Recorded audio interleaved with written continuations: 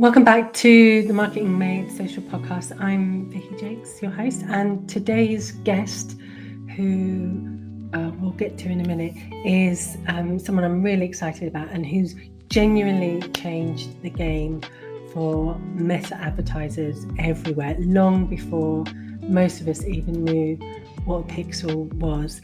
I'm going to be talking to the one and the only Jon Loomer, the guy who's helped an entire industry make sense of Facebook ads back when the Wild West era of the platform was in full swing, and who's still leading the charge now that everything's shifting again with AI, with automation, and creative diversification in particular, which is the topic that we will focus the most on in our chat.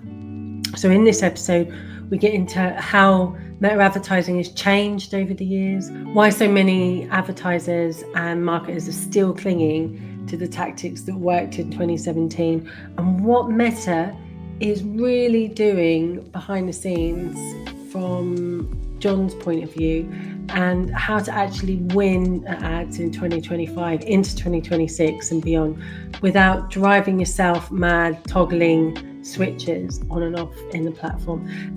Jon doesn't sugarcoat anything. He's straight talking. He never has. I've been really lucky enough to interview him before. So if you've been wondering what's actually going on at the moment in the platform with regards to targeting, with regards to creative, with regards to Andromeda and Advantage Plus, all of it, this is the episode that you're going to want to listen to. So as usual, go and grab a cup of coffee, get ready to take some notes, get ChatGPT to listen in, and let's get into it. So thanks very much for coming to chat with me, Jon. I feel like the luckiest person in the world whenever you say yes to coming to chat with me for my things. And it would be really good if you could just explain who you are, in case people haven't heard who you are, and what it is that makes you so well known in the industry for meta ads. Well, so I'm Jon Loomer. I think I got lucky, honestly. I started this at a very opportunistic time that wasn't intentional. So it would almost be like if someone went through what I did. So I went through this 14 years ago now, more than 14 years ago, where I was laid off for the second time in 2.5 years and didn't know what I want to do. If someone got laid off like 2 years ago in this AI world and had some sort of experience in AI, like right now, that would be kind of like what I was 14 years ago with meta marketing or Facebook marketing at the time, and what became Facebook ads. So I didn't know I wanted to start a business. I just knew that like I had some really cool jobs up until then, and I didn't want to keep moving my family around the country, but I also had like a certain type of job I wanted that was going to be really hard to get. And so I just created a website, started writing in the meantime, and about the stuff I knew. Because originally, like, my website was created for the purpose of like explaining what I could do and what I knew. And that morphed into, this is how to use Facebook advertising and Facebook marketing to promote your business and build your business. And that was just a very good time to get into that, because everyone was looking for answers. I had all the time in the world to figure it out because I didn't have a job. And if you may recall, like, especially during that time, and they're still around, but Amy Porterfield, Mari Smith, I mean, that they were the main voices in like the Facebook marketing area.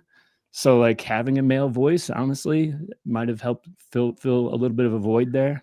Oh, And interesting. I don't know, that's the way I look at it. But I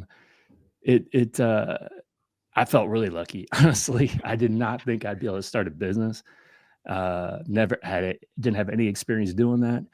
14 years later, here I am. But so I'm really focused on not so much the hacks and guaranteed strategies and stuff like that. It's just helping other advertisers, business owners understand how meta advertising works so that they can best leverage it themselves for their business.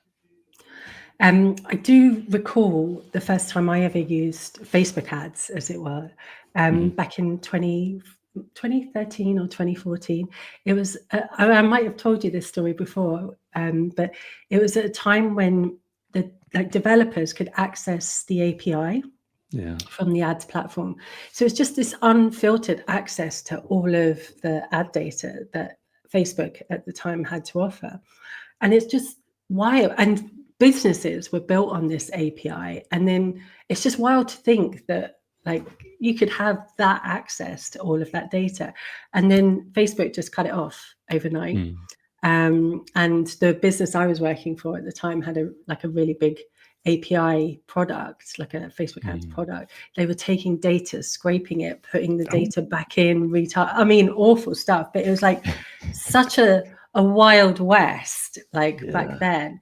And I feel like Facebook ads and really sort of started to kind of hit the zeitgeist, I guess, from a sort of online marketing point of view around kind of like 2016, 2017. Did you feel like there was that sort of interest by that point as well? Yeah. I mean, I think it closely aligns with really, my path and when things really exploded for me. It was, 2015 to 18, Yeah. probably my best years. And probably, the years where, Facebook advertising was just exploding for everybody. And also we were in that kind of happy medium of it's still kind of like the secret to a point where it wasn't flooded with advertisers. A lot of people still didn't know how it worked. And if you knew what you're doing, you could run some really cheap, affordably profitable ads. And which is much more difficult now than it was Yeah. then. But so it was kind of like it was the Wild West, but it was also like, man, whenever we talk about how things have changed, we often say it's not 2017 anymore. It's not 2018 anymore, because that was like the sweet spot. But those are good days. Definitely the good old days where clicks were pennies, leads were, acquisition costs were really low.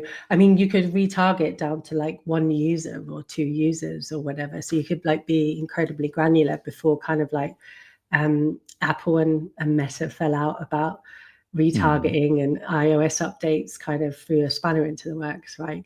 I mean, do you like where I'm kind of going with this, right, is that time created a culture, I think, in the expectation about managing like Facebook ads that I think is still drawn upon like today in 2025 with like a lot of the content courses, the way people talk. Like Alex Hormozy had this mega launch this year and he talks about ads in his books.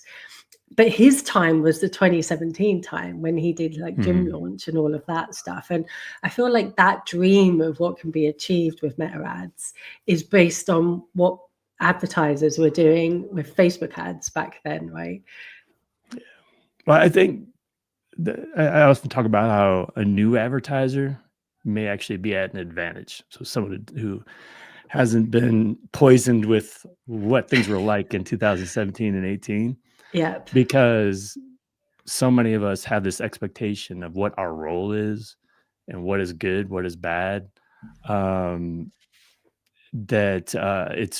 I just see how hard it is for people to adjust, that they're still using at least fragments of their strategies that they used many years ago that just aren't necessary now, and focused on the wrong things. And I was guilty of this forever, right? And Same. I think the challenge for me was I became known for that. So it's not just that that's what I enjoyed doing and I had a lot of success with it, but because I was like this public advertiser where I shared everything I did, people latched onto these things that I was doing. I became known for this micro targeting approach.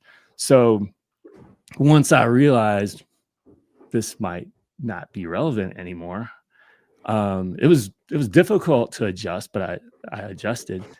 It also helps me see when people are still stuck in that, Right. that feeling like defining the funnel and doing the remarketing and all this stuff and how important that is. And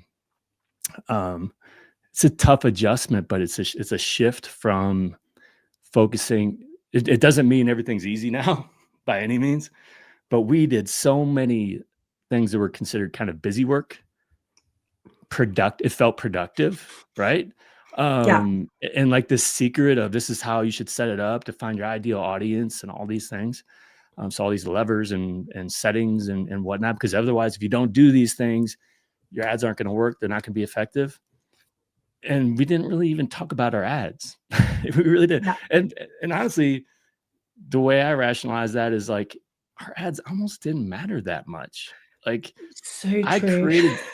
created some really crappy ads because I did not focus on them. I was so focused on all the targeting stuff, and everything was so cheap that they worked anyway.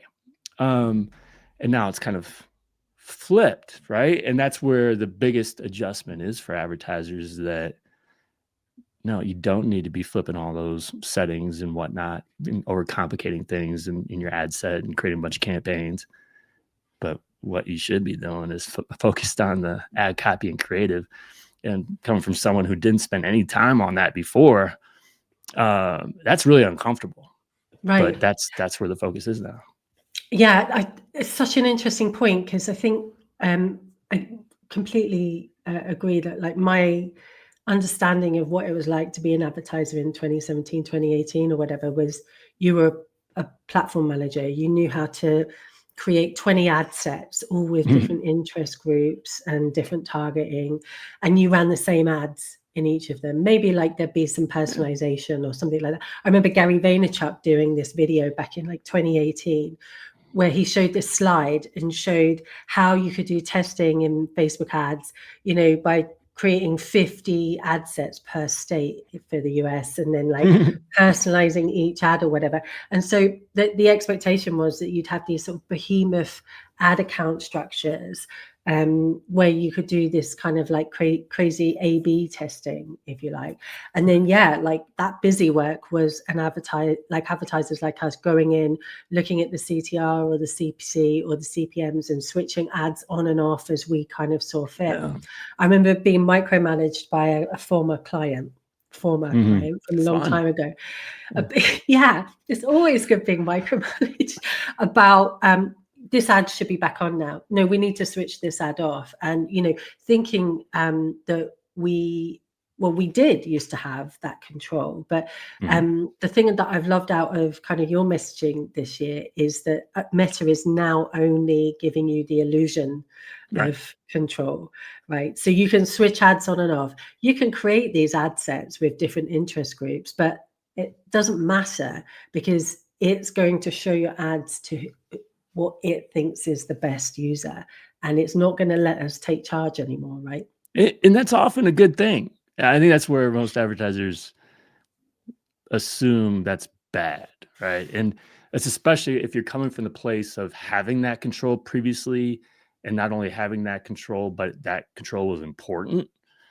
And if you sold your services as this is what I do, and now I'm telling you, this stuff doesn't matter anymore. I'm just going to show your ads to whoever, you know, and if you're just restricting it and making it more difficult, you're going to make your results worse. Then you're like, well, what is my point here? What is my purpose? So this all kind of started iOS 14-ish, right? When tracking was impacted, and then like privacy concerns. Yeah, privacy concerns. I'm trying to remember when the location targeting changed. I also include that, right? So when we used to do living in, recently in, traveling in, all that kind of stuff, and then that was taken away.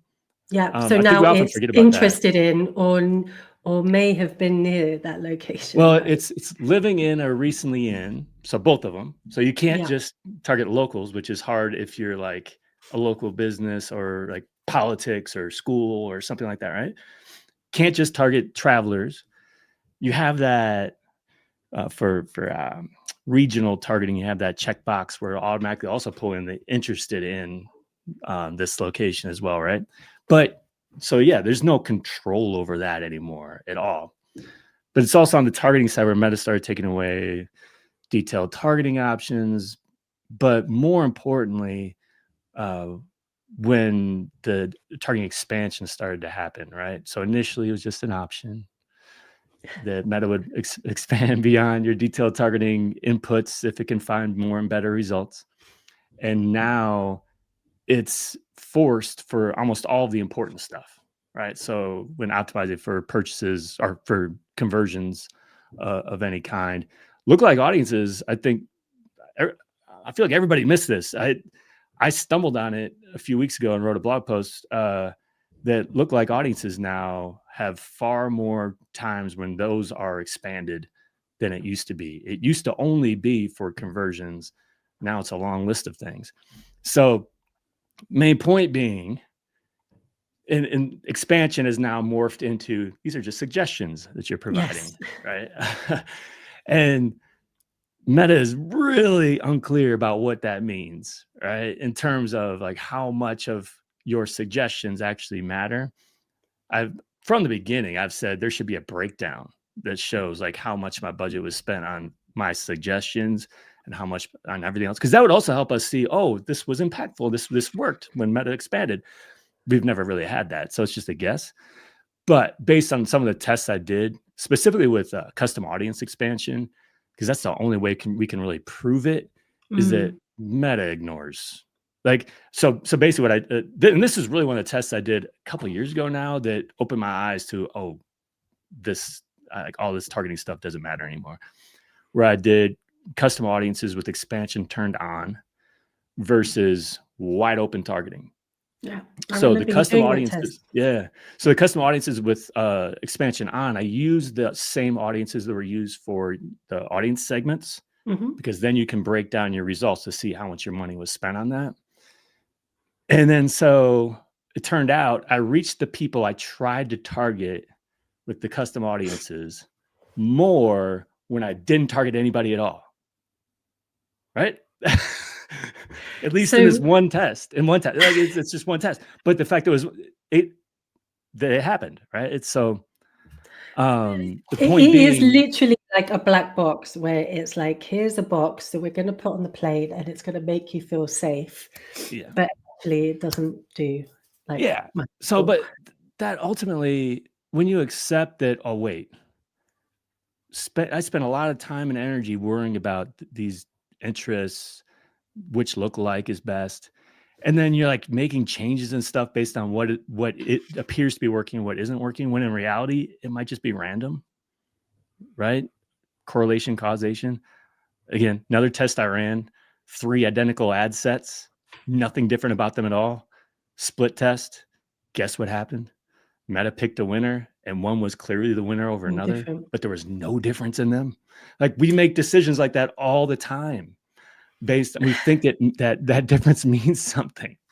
But like my concern, like when I'm working with brand new advertisers, which I don't do a lot, but their pixel might be new, their data set might be new, they might have a new offer or whatever, right?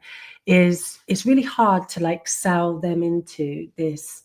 We don't quite know how it works, so we're just going to spend money and hopefully it'll optimize itself, right?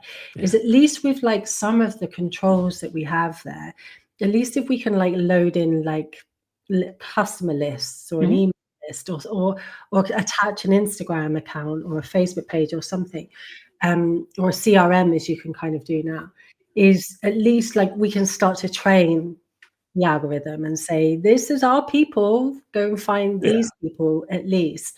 And we're not, kind of just letting it just go and self-select and kind of find that audience. But interests, you could rely on that in the old days to go and find your people, your ICP, whatever you want to call them. But really you need those kind of owned audiences. Well, the thing about interest too, and sorry, the thing about interest too, and like this goes back years. I remember when Facebook first came out with that ability to see which interests are used to target you, right? In our user profile settings, that came out many years ago. I remember the first time I stumbled on that, like, this is crap. Like, if anyone's targeting me based on like, some of them were legit. Some of them were clearly old and outdated. some of them were just based on really random stuff that was not an interest. And I'm like, that should have been an eye opener right there, that like relying on that, maybe not that useful. Right. But I'm still surprised we still have interest, honestly. Yeah. First of all, because of the inaccuracy, the incompleteness of data. But like just the algorithm will sort it out, kind of thing, right? Now what you're saying in theory sounds right? So to new That's the level pixel, of control we can have over like ad right? accounts at the moment, right? But still, clearly, based on your tests, it could work or it might not work. Well, look, a new business, new pixel, you're at a disadvantage, regardless, right? No matter what you do. So now you should do due diligence and do everything you need to do, like set up your audience segments, make sure the Pixel API are set up so whatever events are happening are coming through so Meta can learn from it. What we don't know is like, okay, yes, does it make sense to give it suggestions in the beginning so Meta knows? It doesn't hurt, right? Don't know if it Because we matters. can do that, yeah. So we should, right? At You least. can, right? And it's logical to assume that it might need it. But at the same time, if we're to continue with the not just theory, I mean, the knowledge that things have changed and how we control targeting is in the ad, then all that stuff you put in there for suggestions really should be obsolete anyway. It should be appeal to your target audience in your ad with the copy and creative and your offer and everything that's important. So it's not general. You're not giving away an iPad that everybody's going to want. It's something that's very specific to a specific group and their pain points and the solutions that they want. And those people, once they start performing those actions, Meta will reach more and more of those people. So yes, you can provide suggestions, but focus more of your energy and time on the ads themselves. So you mentioned that it's been the hardest transition for you to go from being a targeter to like thinking about creative. What are some of the things you've kind of learned on this sort of new journey of yours then? Yeah, so I think especially since Andromeda, and it's becoming this big buzzword and Yeah, can you just boogeyman. explain Andromeda quickly for anyone who's So not heard about look, it? it's important to understand that this isn't as complicated, I think, as most people will let you think. Like they make you think this is some new evil algorithm. All it is, okay, there was a need, and then Andromeda was a solution. The need was because we were getting to the point, Meta applying Advantage Plus creative enhancements, starting to do AI generation and enhancements. You got 5 primary text, 5 headlines, all these variations that are happening.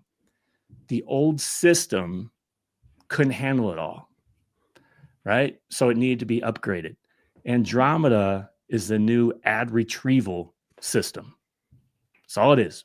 It's faster, it's more powerful, it's more efficient to find the right people for the right ad. And because it's more powerful, more efficient, it's more important for us to create the best creative alternatives, right? Options. And so Meta wants creative diversity, which means diversity in format. So static image, video, maybe different lengths of video for different placements, carousel, etc.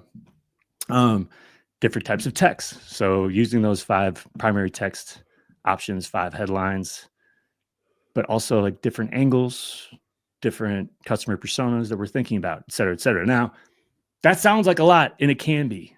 It doesn't have to be 50 ads. It doesn't have to be 25 ads. It doesn't have to be 10 ads. It's just taking a more diverse approach to ad creation than we did before. In the past, what was it? 1 ad, 1 image, 1 headline, 1 primary text.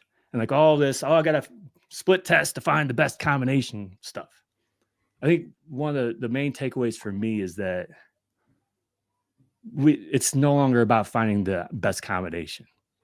because Meta is going to use lots of combinations to reach true. the right people, right? Mhm. So especially when you're using 5 primary text, 5 headlines, if you're using flexible format that could have 10 images or videos in it, you're using dynamic creative enhancements. Like there's thousands potentially of variations of a single ad. So if you're like, oh, it's this image and this headline, no, that's no longer a thing. So I think in terms of, to answer your question, it helped me take a different approach to ad creation, where in the past I was like, and now I can spot this with other people too. Mm. My ads were all about what my thing does that I'm selling or trying to get you to subscribe to or whatever. Focused on the features, the benefits, that kind of stuff, as opposed to who is it I'm trying to appeal to? What is their pain point?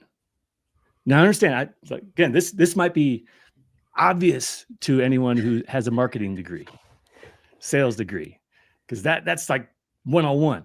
But for many of us who do not, who got into this, Yeah. and especially we're running ads just based on the targeting and everything else, that wasn't obvious, right? So starting to think about the pain points, how this thing is a solution, how they're going to feel once they have this solution, all these different things. And focusing more on static and video, being more willing to turn on certain features and enhancements, because I know advertisers are quick, just like, no, turn off all this stuff, it looks terrible. So really embracing a lot of those steps in the ad creation process that before were just like I mostly ignored them. I think it's so funny how much we were all really resistant to the new tools when they came in, because they butchered ads, put weird call outs and CTAs over the top. I mean, I have yet to use the AI options in any client campaigns. The AI background is safe. Yeah. I mean, I'm not saying you select all of them, but they're especially, I guess it depends on like what your visual is. For sure. But that's usually a pretty easy one. Yeah, I think you could probably, a lot of them are designed for like product shots and things like that. So you can take that product shot and kind of like put it in different environments. Some of the funkier ones I've seen is where it's taken like a founder from a founder-led business at like Focus Creative, and then AI'd that person into all these amazing scenarios, and like, until I as an advertiser, many out there, like, can get reassured that it's not going to go too funky. It's just something I'm not necessarily like worried about yet. However, AI text, definitely, like, we'll select that and pop that on now, and also the kind of the optimized placements as well. I'll try that all day, every day. My own take on this, I'm sure like other people listening to this might recoil in horror, but I tend to like do first and then ask for permission later. So if a client emails me and says, this isn't how we want our product to show in the feed, you can just switch it off, right? But you just don't know. It might come up with something like really exciting, like on the way to that.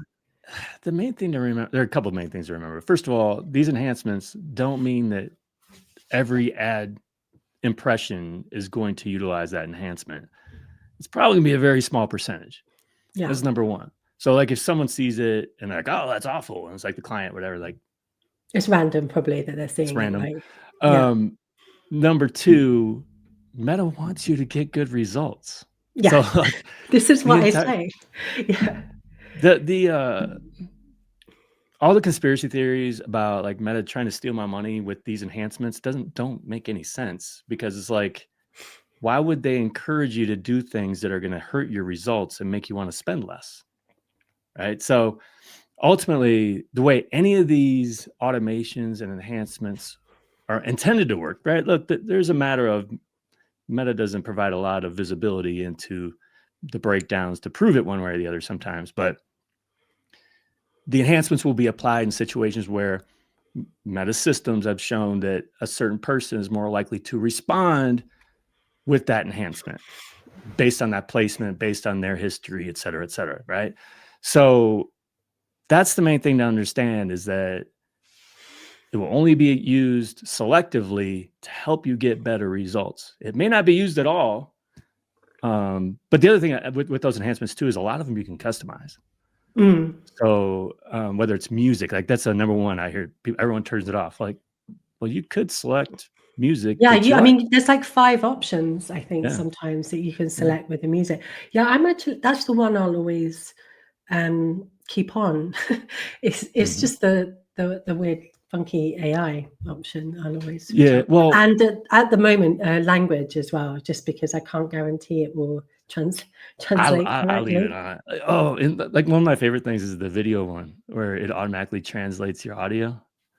Okay, which I've seen an ad that has done that to me, well, Yeah, and it's far out, like really far it's out as crazy. an And like option. does your mouth and everything Yeah. to lip sync it. I saw that the one that of you, yes, Yeah. talking Spanish, right? Or Mm. yeah. I mean, It now it does Spanish, Portuguese, Hindi. Yeah, it's crazy.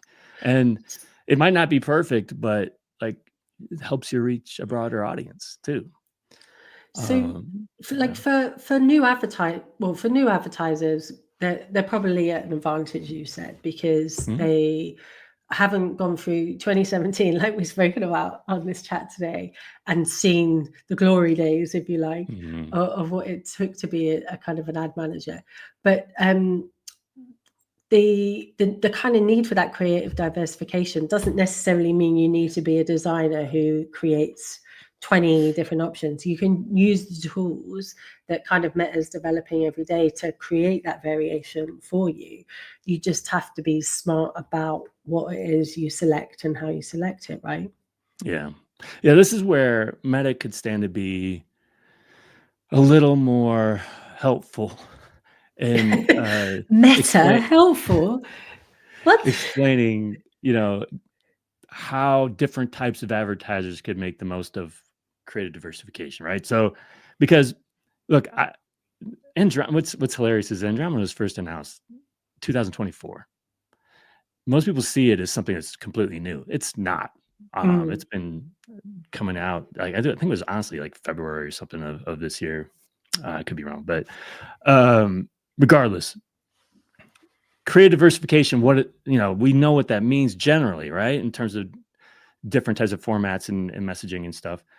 But in terms of like what is truly helpful, depending on your budget and whatnot, is where it becomes really unclear.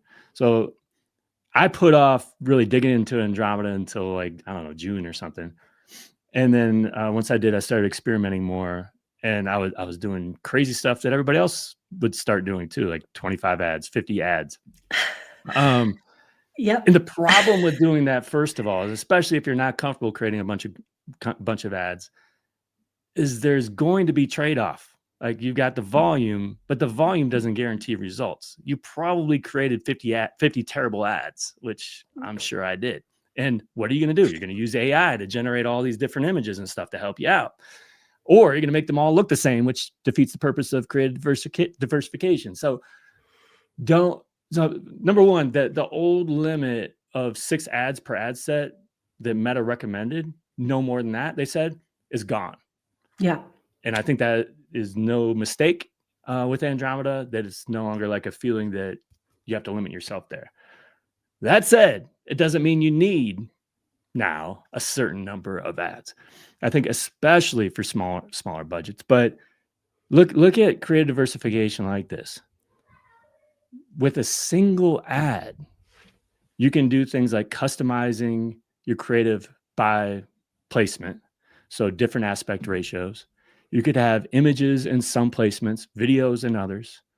Those videos could be 9:16, like reels, stories for some placements. They could be longer form in others.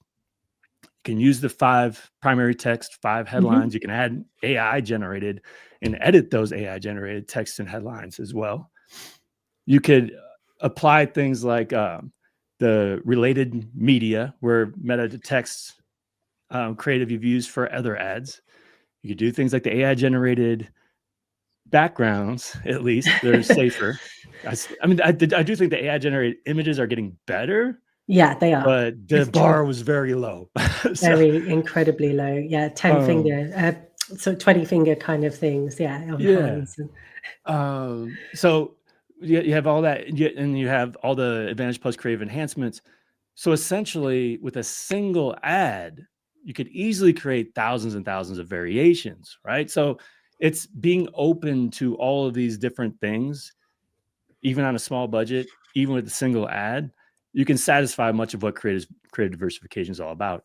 Or you could even venture into things like flexible format, which allows you to provide up to 10 images and or videos. So like one thing I've done is I've created 2 different ads that are both flexible format, one that's all image, one that's all videos. And it's just another way to attack this, as opposed to thinking, oh, I need more ads. yeah, You don't necessarily need more ads. You just need to look at this from a more diverse perspective. yeah, great call on that front. And I think the most successful small budget e-commerce accounts I'm working on at the moment, where we're reliant on the client to provide the creative, we can't get 20 versions of that. Like, we've got what we've got because there's a launch or whatever. And it's because of the tools in the platform now that we can have creative diversification, because we've linked that video to the catalog, and then Meta's doing like interesting things with the catalog or whatever. And I've been able to, out in the wild, see so many versions just from one video ad that's running in that platform, which is great, and it hasn't affected performance. Just though, as you were saying earlier, it just would be great to know a little bit more info about what exactly it was. Like, you can break down by placement, right? You can even break down by headline, primary text. Sometimes it depends. Like, it's not always like showing great in the platform, but you can't always, well, you can't see like exactly what kind of variation it was that kind of brought that sale in, and that's something Meta probably needs to catch up with, right? Well, the fact that we Or don't does have it it? yet, I think we're not going to have it. And the Okay. reason why, because really when you talk through it, like the number of variations that are out Yeah, it's there, too many. Yeah. the single image variation or the single combination is so watered down, it doesn't mean anything. Like, Yeah. and that's what the one thing, I don't know if you heard the term, the breakdown effect. That's one of the things that Meta wants, that warns people about seeing like low sample size results, really good numbers, and you assume that if you give it more Yeah. budget, it'll continue at that same rate, and it doesn't. And Meta systems understand that, we do not. So I Yeah. think the problem is you give us more of that information, like, oh, that image is the best because it was shown 10 times and it got me three conversions, right? And so we can make a whole lot of assumptions based on those small sample sizes. So Such a good like point. right now, like the AI generated images, there's a breakdown for it, which is great.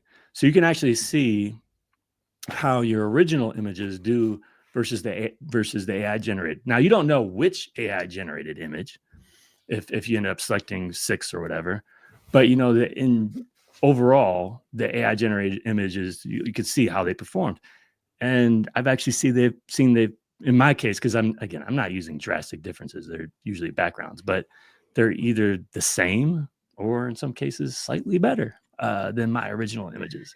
So being able to at least see Meta. that also does open me up a little bit to be like, okay, I'll keep selecting this stuff. So that's why it would be helpful though, like with Advantage Plus creative enhancements, to at least have an overall, like, Yeah. when people see my It, original versus it's other that ones. element of, well, it's the illusion of control again, because the old way of working is, hey, load in 10 ads. If all the sales are coming from this one ad, switch all the others off and put your money into that one ad. Whereas now, in accounts I'm running in 2025, and I know we've talked about this with kind of others in our community as well, is Mhm. you need a collection of ads running. Just because one isn't creating all the sales doesn't mean it's not having that halo effect on the one that is creating the sales. And likewise, when you dig into that, there's all of these creative diversification options that potentially are doing that. So we need to move away from the keyboard and stop interfering, and instead just start feeding in interesting ads into Meta and let it cook, essentially. Yeah. And that is hard for a lot of managers. It's still hard think about. for me. Like just even in terms of like now coming up with new ad ideas, and it's like, oh, I want to throw that in there like 2 days in, and like you also just want to let it breathe a little bit. But you're right when it comes to if you've got 10 different ads and certain ads are underperforming, you don't know their role. Did someone see one of those ads first, got their interest, but it wasn't like one of those that really made them take an action? Then saw another ad that was a little bit stronger that they acted on. But maybe they wouldn't have acted on that ad if they hadn't seen the first one, like what you're saying, like with the halo effect, right? We don't know. But because we don't know, the smartest, safest way to approach this is that assume that an ad is being shown the way it's being shown for a reason, right? So if it's still getting impressions, even if you think it's bad performance, let it ride.